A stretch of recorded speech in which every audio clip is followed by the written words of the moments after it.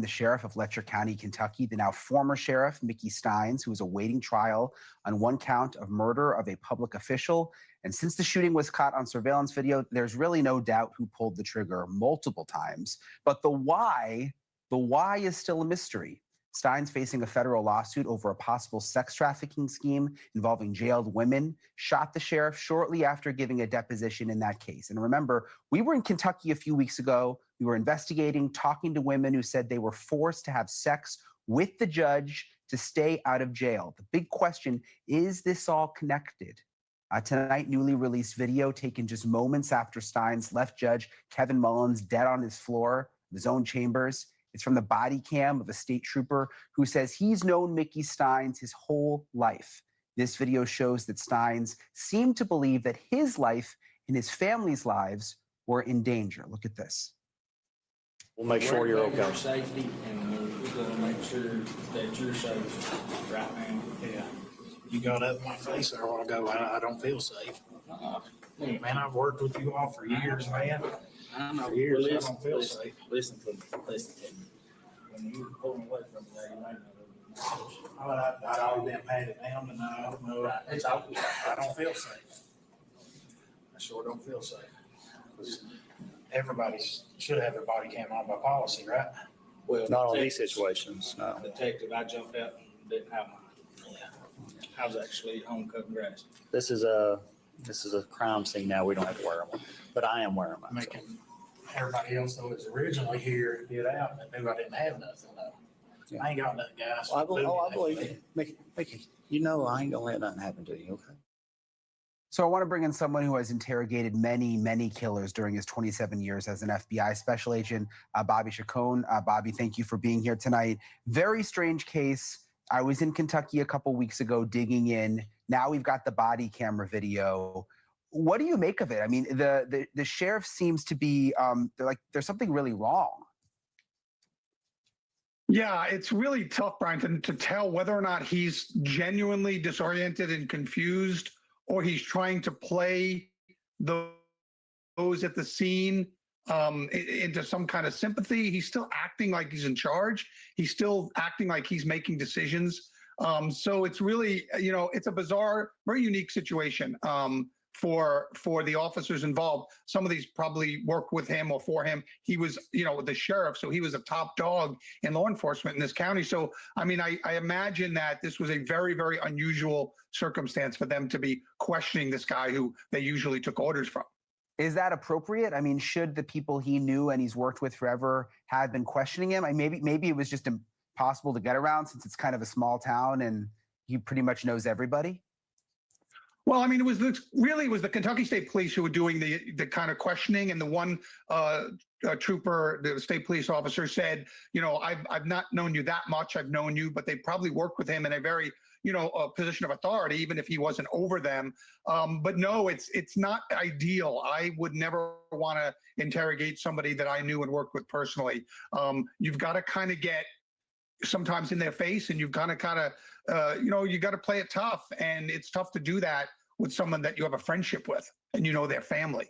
Yeah, and what stood out to me when I watched the video goes on about an hour. He says more times than I could count that you're going to kill me, and he seems fearful. And when you look at the whole big picture of this, that he was supposed to give this deposition where he was likely going to have to say bad things about the judge, and there's this whole alleged sex ring going on, and then you've got him saying he feels like someone wants to kill him, and he's even scared when he's being led downstairs to the police car. I want to play you this clip, Bobby, and then we'll talk about it.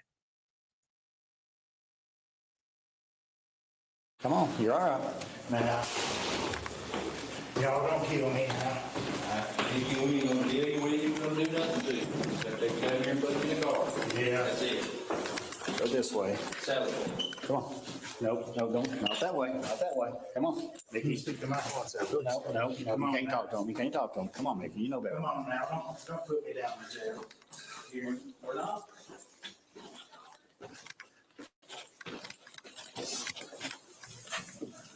Is that the jail or is this? This is right here. Come on now. We get in the cell phone. Is that There you go. It cuts left right here. I have been. Open the door. Hold on. Give it a second. There shouldn't have been nobody in there. No, Come on now. everybody's on lockdown. Come on now. It's all right.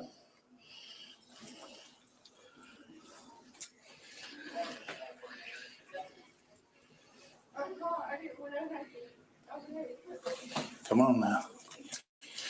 You're all right. What you guys do now, this ain't right. KSB, open the door. This ain't right, guys. Come on, just get me to a facility. That's what we're trying to do. Okay.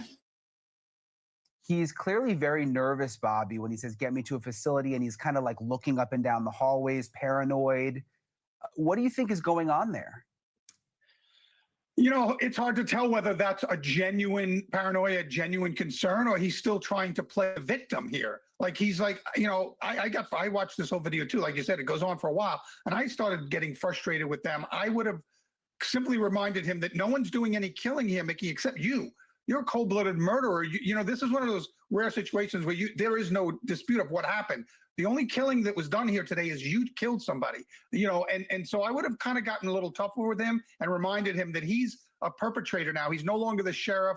You know, he's got to listen to what they're telling him. And I would have probably, you know, I'm not saying I would have manhandled him, but I would have handled him a little differently. I wouldn't have opened the back of the car to make him look in there and say, stop worrying about other people killing. The only killer here is you today. And I would have kind of gotten in his face and reminded him of that. It's so unusual, obviously. I don't know that it's ever happened for an acting sheriff to kill the acting judge in the courthouse, and then for there to be this whole backstory with the federal lawsuit and the alleged sex trafficking. What surprises me is that we cannot find that there is an active state investigation into the whole bigger picture here of possible corruption and what's happening in this county. What do you make of that? Does that surprise you? It surprised me that there was no state level. Maybe, you know, hopefully there was either a federal investigation or somebody's looking at this, because you're right. I mean, there is a lot more to this than meets the eye. There is a lot going on here. And he himself, as the sheriff, must have felt that he had some culpability, that he had some guilt, he had some liability to take this kind of step. He knew where this was going to go. He was going to go to jail for the rest of his life. And to take that kind of step, he had to have felt like he had some portion of guilt, or he had some portion of liability if this judge wasn't killed, to keep him quiet or something. So, you know, there's a lot more to it. This wasn't a guy seeking justice and killing the judge because the judge did something wrong. This was a guy killing the judge, hoping that his own culpability, his own liability, his scheme or whatever was happening would be lessened if the judge was out of the picture. And the paranoia goes on throughout the whole video. There's this point where he's